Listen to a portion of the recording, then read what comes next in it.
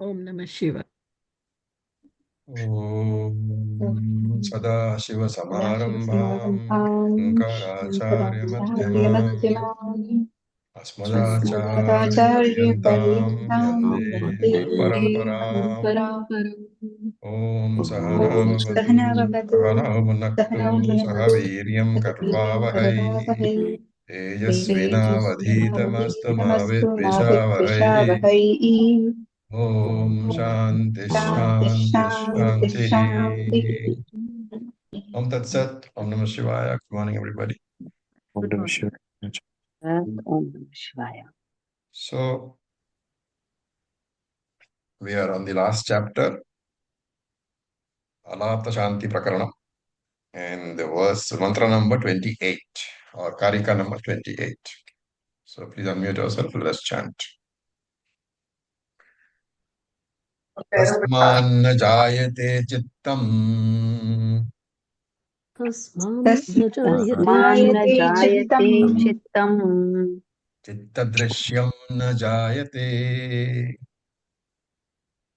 दृश्यं तदृश्यं न न जायते जायते tasya pashyanti ye jatim तस्य तस्य पश्यन्ति पश्यन्ति ये ये जातिम् जातिम् te vai pashyanti te padam. खे वै ते वै वै पश्यन्ति पश्यते ते पदं पदम् ते पदम् Okay, so we saw in the last few karikas that the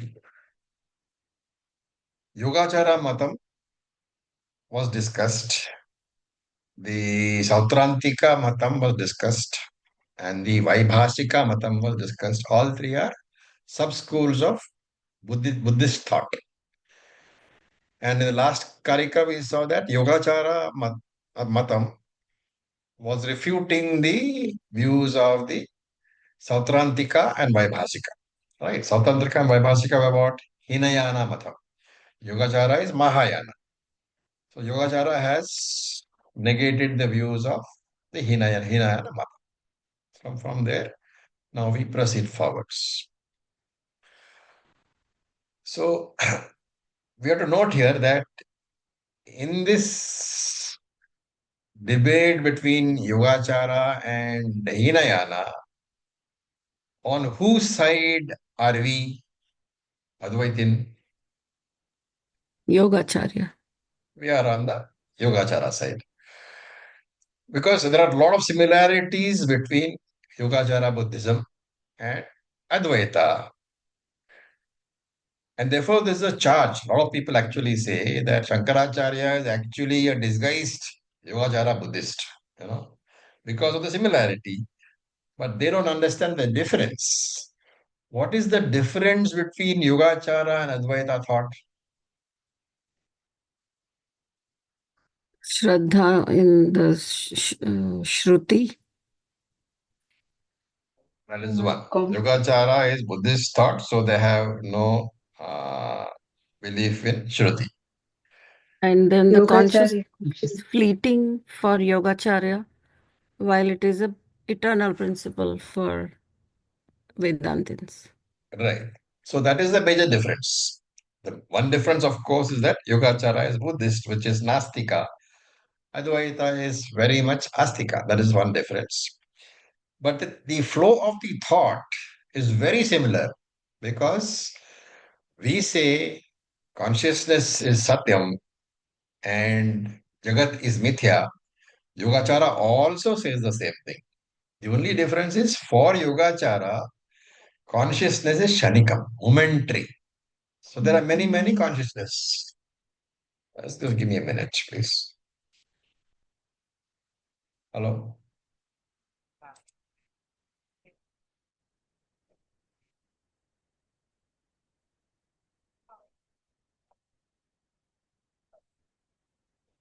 ഞാൻ പിന്നെ അയച്ചുതരാം madam. Okay. So, sorry. Yogacara, the flow of consciousness is momentary, while for Advaita, there is no flow at all. It is one permanent consciousness. And so he says here, Tasmat. Therefore, Tasmat means therefore, Therefore means wherefore. Because of the reasons which have been talked about, discussed in the previous karikas. Chitta drishyam na jayate. Right? Chitta drishyam essentially means, drishyam means an experienced object.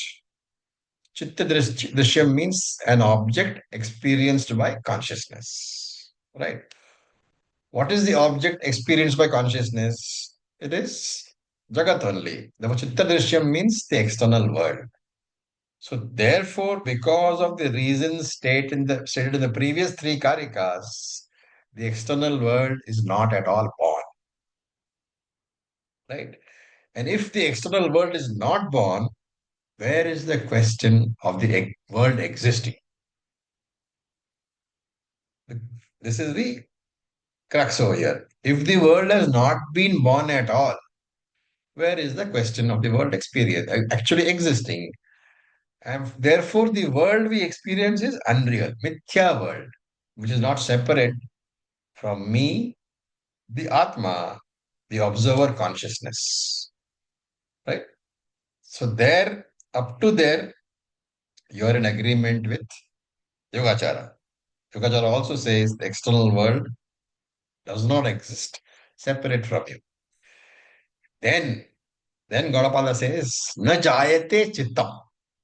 It's an extremely important statement. Consciousness is never born. What is he doing with this statement? He's addressing the Yogacara philosopher and saying, hey, you are saying that there is a stream of momentary consciousness being born and dying. But I am saying that is your mistake. Consciousness is never born. So we should note this very carefully. Both Yogacara and Advaita say that world is the Jagat, the world is a mithya entity, not separate from consciousness. But Yogacara says that consciousness, he calls it Vijnana. Consciousness is a temporary entity which is born and which dies immediately. So it is called Kshanika Vijnanam in their matam, in their philosophy. They refer to consciousness as Kshanika Vijnana. Vijnanam meaning consciousness, Kshanikam meaning momentary. And Yogacara says that this consciousness comes and goes. Then the next consciousness comes and goes. Then the third consciousness comes and goes. Right? And then if you ask them, but you say that the earlier consciousness was there, that means this consciousness, remember, is Atma, right? You say that I was there yesterday, and I was there today, and I will be there tomorrow. How do you explain this coming and going? You are talking about being born and dying, and being born again and dying, right? So how do you explain this theory in terms of your Sharika Vijnana, momentary consciousness? So Yogacara says that I am not a single momentary consciousness principle. I am a series, a flow of Shanika Vijnana. So I am constantly arriving and departing. The first Shanika Vijnanam comes, exists for a fraction of a moment, then goes away. Then even as it is goes, the next Chanika Vijnana comes and that goes away. And even as that goes, the third Chanika Vijnanam comes and goes away. And because of that continuous flow of coming and going momentary consciousness, it looks as if there is a permanent eternal consciousness. So they say that your idea of permanency is wrong. There is no permanency. There is only a flow. And in support of this theory, the Yogacara Buddhist gives an example. He says, look at the Ganga, right? If you dip in the Ganga today, you say, I dipped in the Ganga. Tomorrow morning, when you go and dip in the Ganga, what do you say? You say, I dipped in the Ganga. But if you analyze, you will remember, you will be able to understand that the water in which you dipped today is not the same as the water in which you dipped yesterday, and the water in which you dip yourself tomorrow will not be the same as the water in which you dip today. Why is that so?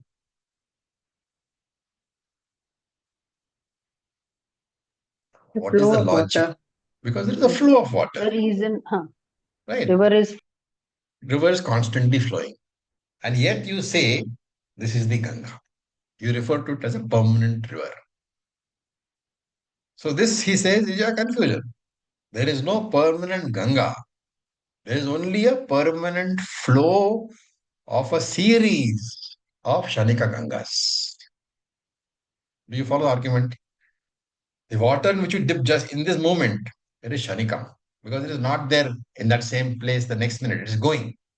And therefore, the Ganga which you refer to as permanent Ganga is a series, a flow of momentary Gangas. That is the first example. Say similarly, there is a temporary consciousness, Shanika Vijnanam, constantly arriving and constantly leaving. And just as you look at that flowing water and say, this is the Ganga, with that usage of the words implies that Ganga is permanent. Similarly, when you say consciousness, you are actually referring to temporary consciousness coming and going. But you refer to it as the eternal consciousness. It looks eternal, but really speaking, it's only a flow. That is one argument which uses. And he gives one more example. He says, look at the flame on a lamp, right? When you look at the flame for a few minutes, you say, I am seeing that flame, as if it is the same flame which is continuously existing.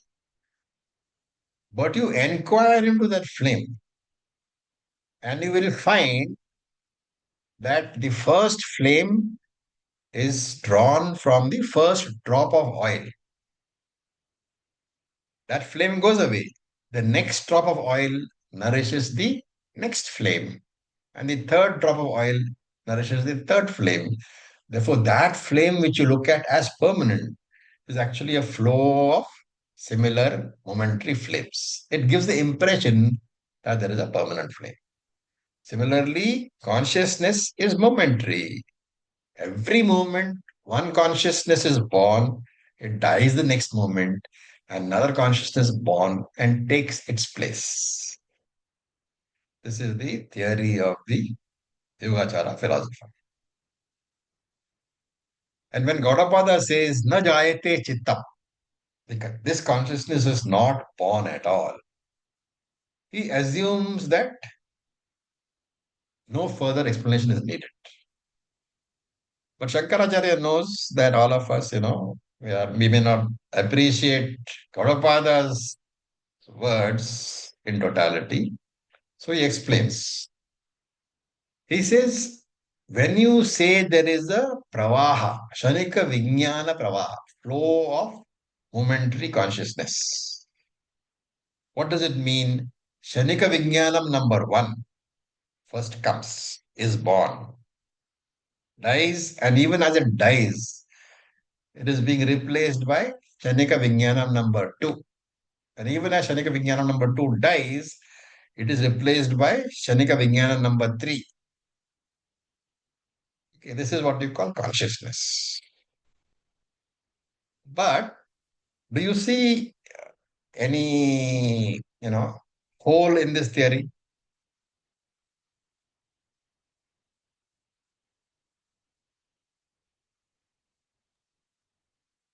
Who is aware about going and coming of consciousness?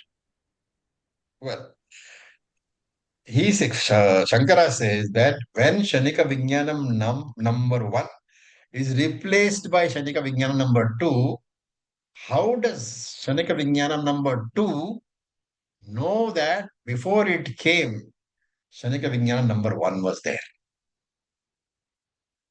Why do you say that? Because Shanika Vijnanam number two came only after Shanika Vijnanam number one went. There was no way that it could know about Shanika Vijnanam number one. So the question is, supposing you are standing at a station, right? Or you are sitting in a train, let us say. That train comes and then goes, and then comes another train. How can the people in the train number two know that train number one had come? People in train number two cannot talk about the arrival or departure of train number two, right? Who can talk about it?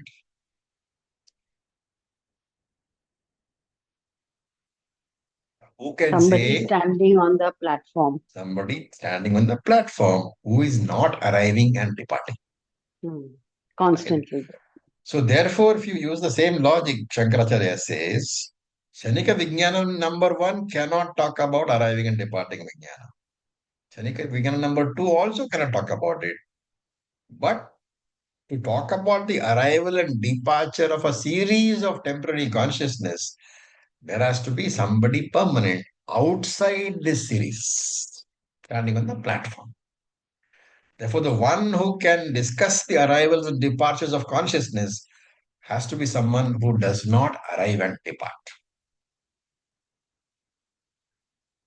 Now, with this background, can you figure out what is the mistake that is being made by Yogachara?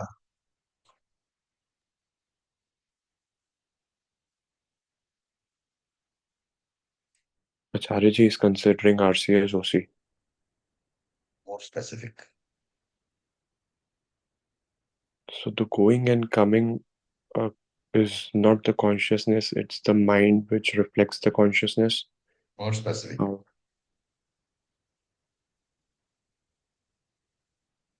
When you say RC, you have to take into account the RM.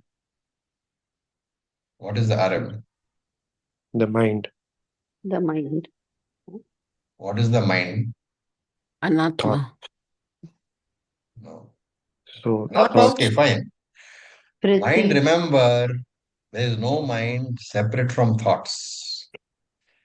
Therefore, the Vritti. Yogacara, what they have done is this coming and going thoughts, they have mistaken as original consciousness.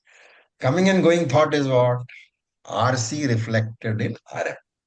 Therefore, the Yogacara have committed the mistake of mistaking the RC for the OC. Right? RC is of course momentary because thoughts are all momentary. Therefore, when Yogacara talks about Shanika Vijnana, momentary consciousness, actually is talking about momentary thoughts. And these momentary thoughts arriving and departing are witnessed by whom? Witness consciousness, the OC. This witness consciousness does not come and go. What comes and goes are the vritis, the thoughts in the mind, the thoughts in the mind. But the awareness principle, I, the Sakshi, witness of these thoughts, witness of the arrival and departure of the thoughts is the OC, I, Sakshi. Remember that even when you say that in Samadhi, I have no thoughts at all, that state of no thoughts is also being witnessed by the non-arriving, non-departing consciousness principle, which we call OC. And therefore, Gaudapada says, if you think, O Yogachari, that these arriving and departing thoughts are consciousness, he says, K padam pashyanti. K means the sky. Padam means footprints. K padam pashyanti means you are seeing the footprints of the flying birds in the sky. What does it mean in English? When you see the footprints of birds in the sky, what is happening?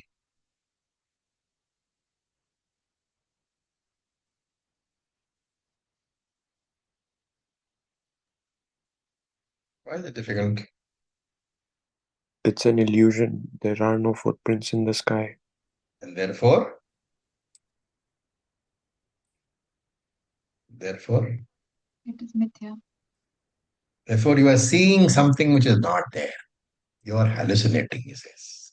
Ke padam pashyanti. You are seeing footprints in the sky which are not there. So with this verse, he is actually negating Yogachara also. And therefore, three Buddhist systems have been negated. Sautrantika and Vaibhashika, which belong to Hinayana, and Yogachara, which belongs to Mahayana.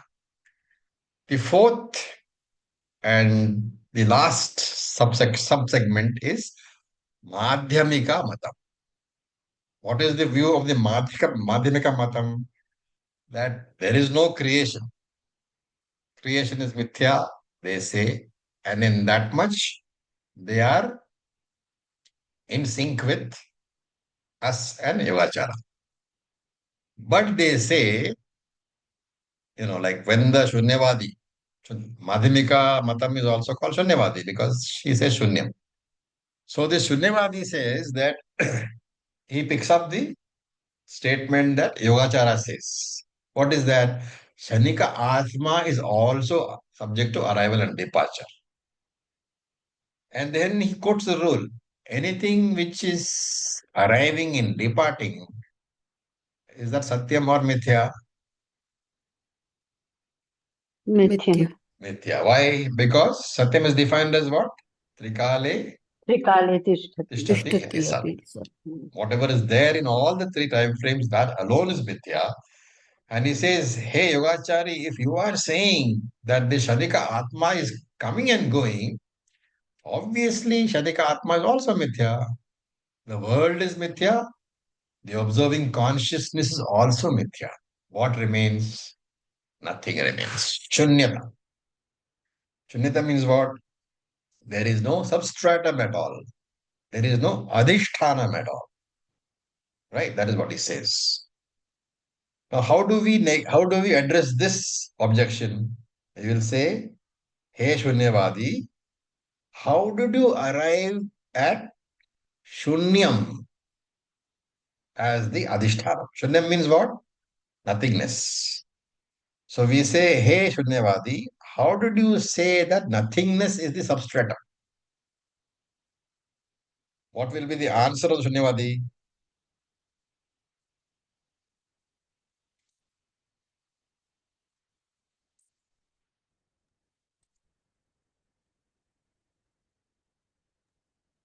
Answer. Like he says, whatever's Creation. coming and going is not And there, therefore he nothing will say remains. that because I do not perceive any Adhishthanam.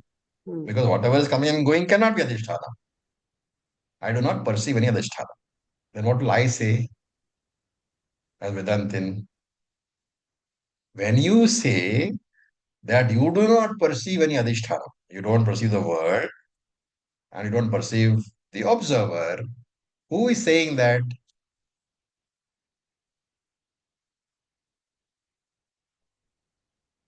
The If there is subject cannot be the object. So I, the if seer, see, he is saying that there is no observer and there is no world. There is no observed. But he is saying, so I have to ask him that, okay, you are making a statement that there is no world and there is no observer. Who is the one who is saying that? It has to be the observer of nothingness. Is it not? If there is no observer for nothingness, how can anybody say there is nothingness? And therefore, we say you are mistaking things. You are the observer. Therefore, the observer of nothingness can never be negated because you are that observer yourself. And if you are saying that even then there is no observer, then you are negating your entire philosophy because there is nobody there. If you are negating yourself also, supposing you say that, okay, there is no observer, there is no word, there is no me also. Then Shankara says, you have negated yourself. Why should I waste my time trying to negate you? Why should the Advaitin try to refute a philosophy which doesn't exist? Because if world is negated, observer is negated, then there is nobody to make the observation. Therefore, there cannot be any philosophy at all. Therefore, why should I waste my time trying to negate the observer? With a simple line, he negates Shunyavada. So there is no need to negate Shunyavada because they themselves, their very theory itself is negating themselves. Okay. Any questions so far?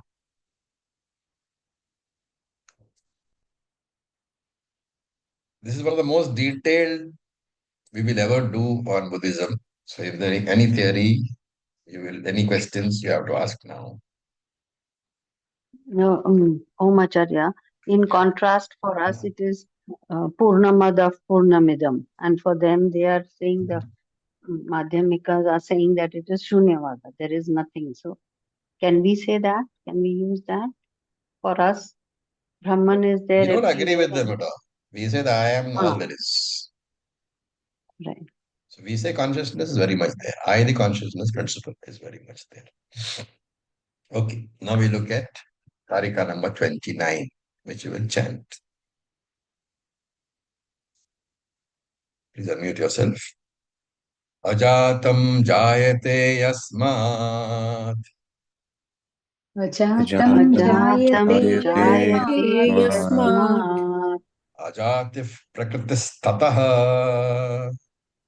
अजातः अजातः Ajati प्रकृतिस्ततः prakriti ततः tataha Prakritiranyatha bhavaha. प्रकृते prakritir अन्यथा anyatha भावः प्रकृतेरन्यथा bhava न कथञ्चित् भविष्यति.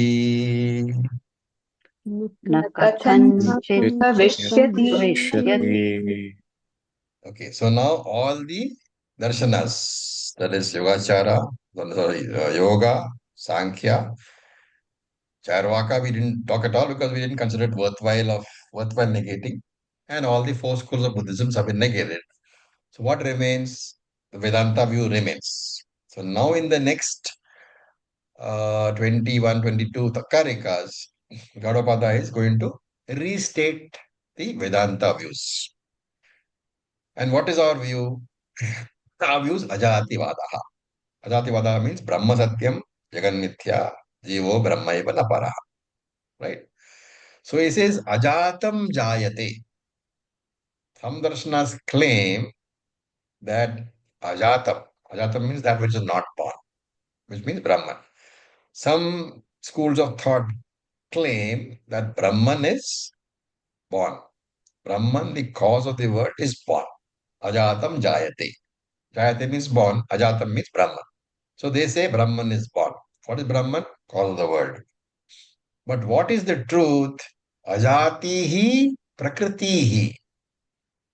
This status of being not born, ajatihi, the status of not being born, the not being bornness, if you want to use English, unbornness, prakritihi is the very nature of Brahman. Brahman is changeless, unborn, undying. It cannot change at all. And what cannot change at all cannot be a cause for anything and therefore cannot produce a real creation. So, Karya, Karana, Vilakshana, Brahman. That Brahman, which is different from the product and different from the cause, that Brahman cannot produce a real world. Why? Prakrithehe anyata bhavaha na katanchit bhavishyati. Prakritehe, the intrinsic nature of uh, Brahman, which is what? Birthlessness. Anyata bhavaha will never change. Na kathanchit bhavishyati. Never change now or in future, it will not change. So Brahman's nature, intrinsic nature, swabhavaha, is nirvikaritvam, the property of not changing at all. And therefore, because of the changeless nature of Brahman, that Brahman can never become a karanam, a cause for anything. So the important point here is that Brahman is never a cause, never a karanam, which means what? If it is not a Karanam, it cannot produce a world. And because of this, the corollary is that the causeless Brahman, which can never become a cause, if Brahman cannot become Karanam, there can be no thing called Karyam. And since the world is Karyam, there is no thing called world. Then what am I seeing in front of me? You are seeing Brahman alone because the world has not been produced. But because of ajnanam, ignorance, you think it is the world. So the world is not a product, a karyam of Brahman. The world is only a superimposition on Brahman, adhyasa on Brahman. So what is the connection between Brahman and the universe and the Jagat? Yeah. Sorry? Maya, What is the connection? Prakriti. No connection. No There is connection. no karya karana sambandha. There is no connection in terms of cause effect. No karya karana sambandha. There is a connection called adhyasa adhisthana sambandha. What does that mean? Superimposed. Only the superimposition. Adhyasa is superimposed. Adhisthana is substratum. Therefore, there is a connection which is that of substratum and superimposed. Knowing that I am the substratum, everything else is adhyasa, that is being in the binary format. That is moksha. Knowing that only I am satyam, the adhishthanam, everything else adhyasa, mithya. That is what is meant by Brahma Satyam, Jagat Mithya. When you understand that, you also understand Jivo Brahma na Paraha. Na Paraha. I, the Jivatma, am actually the Parama. So in the triangular format, remember, there is Jiva, Jagat, Parama. But once you understand that non-difference between Jivatma and Paramatma, those two collapse into one, which I call Atma or substratum, and the world becomes a superimposed thing, which I call Adhyasa. Therefore, the binary format is I Atma and everything else Adhyastha Anatma. This is moksha. And that is why Krishna said, Aham Atma Gudakesha. Hey Arjuna, I am the substratum. Everything else is only mithya. Okay. Now we look at Karika number 30.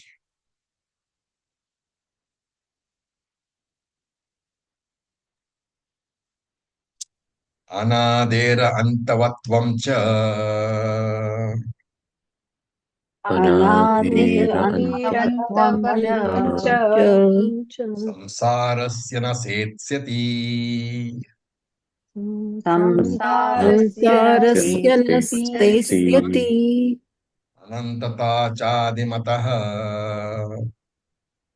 anantata chadimatah anantataदिमतः मोक्ष्यस्य न भविष्यति mokshasya na mokshasya bhavishyati. bhavishyati. So, if you look at the words, anade samsarasya, of a samsara which was never born, anantatvam, antatvam na setsyati. Antatvam setsyati. The end of a samsara which was never born, na setsyati. Setsyati means cannot be proved, cannot be established. So he's saying the end of a samsara which was never born can never be proved, and therefore anantata mokshasya adimataha, the ending of a moksha which has got a beginning is not possible. Endlessness, anantata, endlessness of moksha which begins is not possible. Okay, let us see what it means. We often say that I will do a lot of sadhana and then I will get moksha, right? Implying that moksha is something which happens after a lot of sadhana. which means moksha happens sometime in time, in an event in time. Because after a lot of sadhanas I do, I work for moksha and I meditation, I go into samadhi and all that. Sooner or later, suddenly moksha dawns upon me, right? So here he is saying that if this moksha cannot possibly be an event which happens in time, because whatever happens in time has got a beginning, right? You say, I got moksha after 35 years of sadhana. Means 35 years you were not free. You are free only after 35 years. So therefore, there is a beginning for moksha. So he is saying that whatever has a beginning, remember, it will also have an end. You cannot, your understanding should never be that the moksha will have a beginning. Because moksha is taken as infinite, endless. And that's why he says the endlessness of a moksha which has got a beginning. That is not a logical statement. So then what is moksha? Moksha should be understood as dropping the idea that I am not free. Dropping the idea that I do not have moksha. That is moksha. There is no moksha coming in time. What changes is not your status of being a person who is free. What changes is your idea that I am not free. That idea is dropped. And Gaudapada gives an argument. It's a abhyupetyavada, suppositional argument. So he says, let us assume that a real external world exists. If a real world exists, naturally, duality, that is Dvaitam, becomes real because you are saying a real world exists. Therefore, Dvaitam becomes real. Then the question is, when did this Dvaita world, when did this dualistic world come into being? If you say this dualistic world has a beginning, you have a problem. We saw this earlier in the Karika which dealt with karma or sharira, which came first. So creation can never be explained as having had a beginning, that we have seen in the earlier Karikas. Therefore, we will say, okay, fine. We cannot say the world has a beginning. Therefore, we can say world has no beginning. World is a beginningless entity. What is the next question? If the world is beginningless, remember we are saying world is real. If you have resolved it, we have resolved one question which says that this real world never began, right? The real world is beginningless. Then the question is, this beginningless world, does it have an end or not? If the answer is that world is beginningless and endless, what is the problem?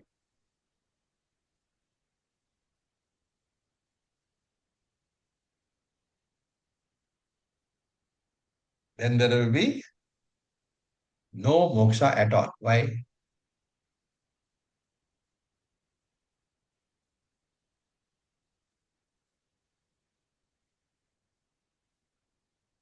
You guys didn't revise? Moksha is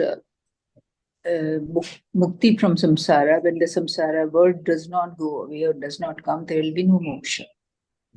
Moksha is mukti from the problems of samsara.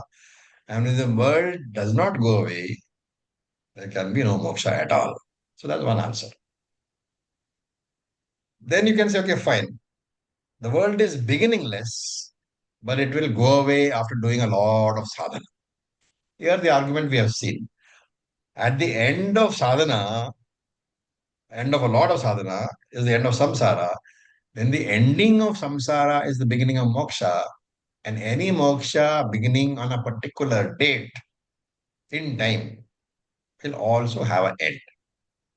This means that it is a anitya moksha, temporary moksha, which is as good as no moksha. Because by definition, moksha is what? Na jayate mriyate va kadashi. It is eternal, nitya. And therefore, there is no possibility of that also being true. What is the only answer? Therefore, working for moksha, doing sadhana, will never end samsara. What do you have to work for? Your sadhana should be towards dropping the notion that I have got samsara, which means that you never had samsara. You think you have got samsara. Working towards ending that notion, that is samsara. Therefore, anade samsarasya antavatvam setsyati. Anade samsarasya. Beginningless samsara, antavatvam. Antavatvam means the ending of that samsara, na setsyati, can never be established, can never be proved. And Shankara explains by saying, Adimataha mokshasya antatata na bhavishyati. Means, anantata na bhavishyati. Adimataha means that which has a beginning. Therefore, a moksha which begins in time through a lot of sadhana, he says, will never be permanent. Because if moksha begins on a date, that moksha will also end. Everything which is beginning must have an end. Therefore, the only correct approach is what? I am muktaha. I was free. I am free. And I will always be free. I was muktaha. I am muktaha. I will always be muktaha. Until this teaching is thoroughly assimilated, you cannot say that you are free from samsara. You are free from samsara. But for you to say it with confidence from your heart, from your intellect, this teaching has to be assimilated.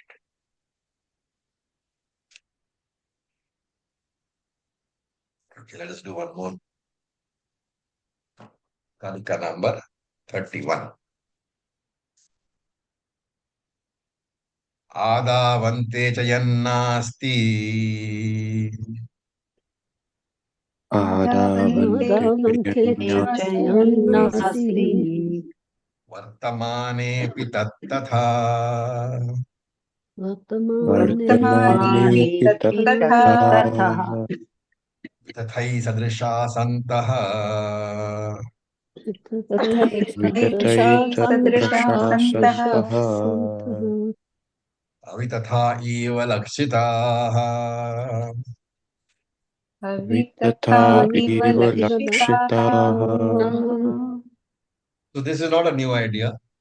We have seen this in the second chapter in Karika number 6. Karika 2.06, we have seen this.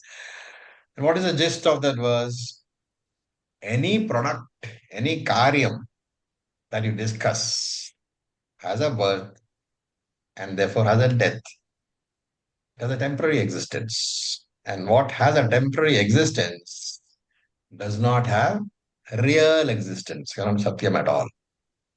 The pot was not there before the origination of the pot, and the pot will not be there after the destruction of the pot. During the intermediate period, the pot seems to be there. But when you inquire into the pot, what will you see? There is no substance called pot. Substance is only clay with a new form, and this old substance, clay in the new form, is called pot. How do you know? The existence, the weight, all belong to the clay only. And therefore, the isness belongs to the clay. The existence of the pot belongs to the clay. It doesn't belong to the pot at all. Similarly, when I say world exists, that existence, the isness of the world, does not belong to the world. It belongs to Brahman. And if somebody asks, what is Brahman? What should you say? You yourself is Brahman. What is Brahman? You only have to add one more is. What is Brahman. Or whatever is Brahman.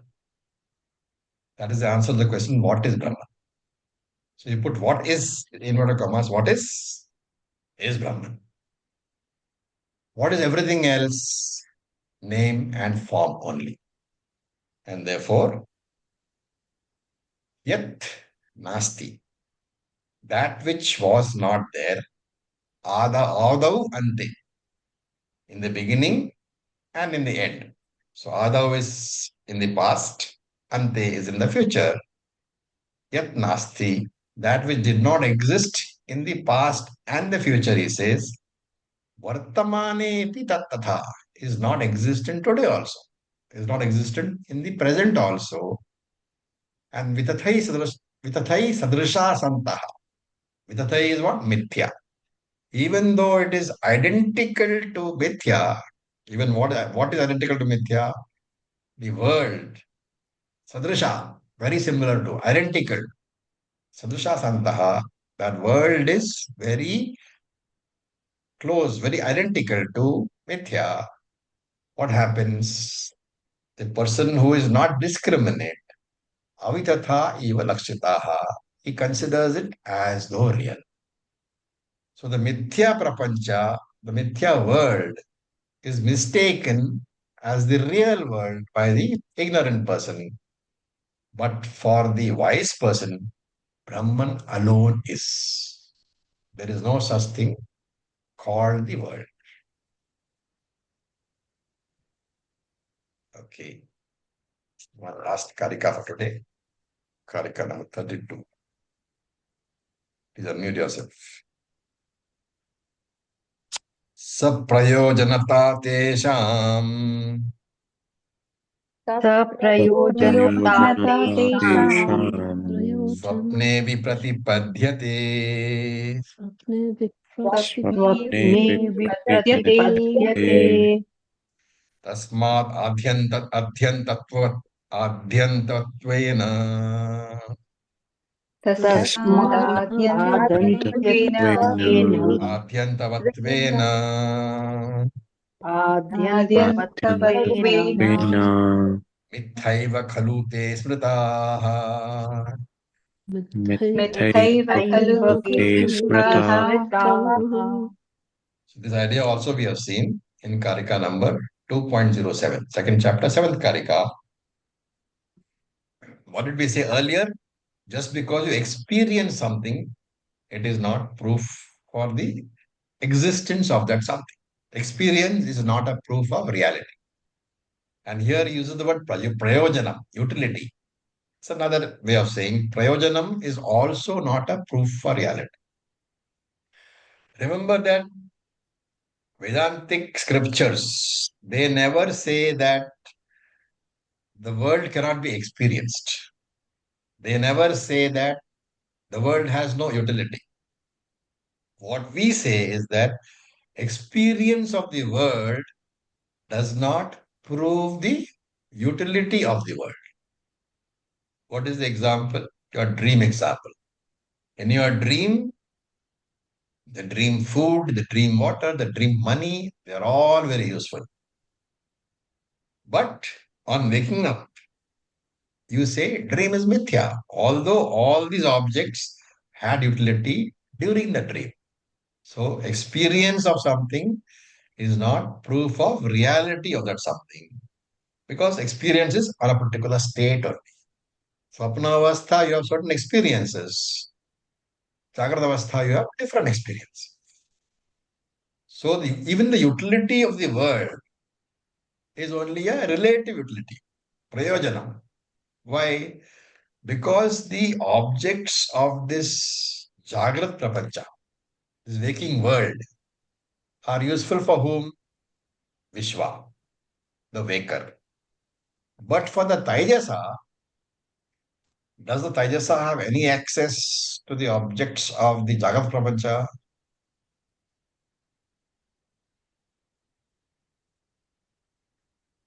Who is no the Who is Taijasa? Taijasa is the dreamer. Is the dreamer. So the dreamer has no access to the objects of the waking world. And therefore, even the prayojanam of the waking world is only relative. because it is useful to the waker, but absolutely useless to the dreamer. That's what he says here. Saprayojanata tesham swapne vipratipadyate. Saprayojanata tesham. Tesham here means of the waking world. The utility of the waking world, swapne vipratipadyate, is contradicted in the dream, is not useful in the dream. Tasmat te khalu mithyaiva smritaha. Therefore, therefore, te, this objects or experiences of the waking world, the utility of the waking world, khalu mithyaiva smritaha, are considered to be mithya only, because adya antavatvena, they have got a beginning, adya, and anta also they got an end also. Whatever has got a beginning and an end, they have got to be mithya only. So the logic is very simple. The prayojanam, the utility, has got a beginning and an end in both the worlds. In the dream state, when the dream begins, the dream objects have got a utility. When the dream ends, the dream objects lose their utility. So they come and they go. It's temporary. Similarly, for the waking world, the waking objects have got a utility when you wake up. And that utility is lost when you go to sleep again.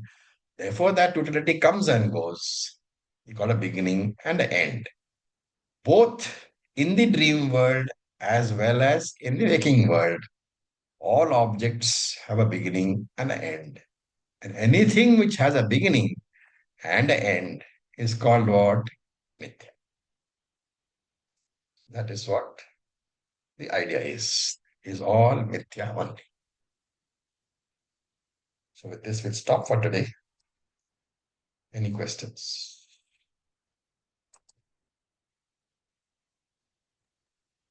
Om Very Acharya. beautifully explained, Acharya. Yeah, please go ahead. Which one? Om Acharya. Yeah. The last verse we said the dreamer has no access to the waking world. Agreed, the dreamer has no access to the waking world, but the dream is a projection of the impressions created during the waking world. So there is a connection. There's a connection, but are you able to use it or not is the question. If you have Not- $1 million in your no, we dream are bank not. account, it's not and actually if you got $1 million in a waking bank account, that is not accessible to you as a dreamer. Right. So either way, the utility is restricted to your waking state or dream state. Therefore, it comes and goes. Therefore, it is mithya.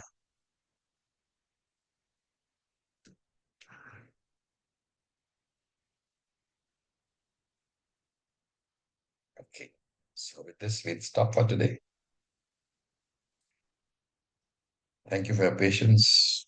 Om Purnamada Purnamidam Purnat Purnamudachyate Purnasya Purnamadaya Purnam Eva Vasishyate Om Shanti Shanti Shanti Om Tat Sat Om Namah Shivaya. Thank you for your patience. Om Thank you Om. so much, Acharya ji.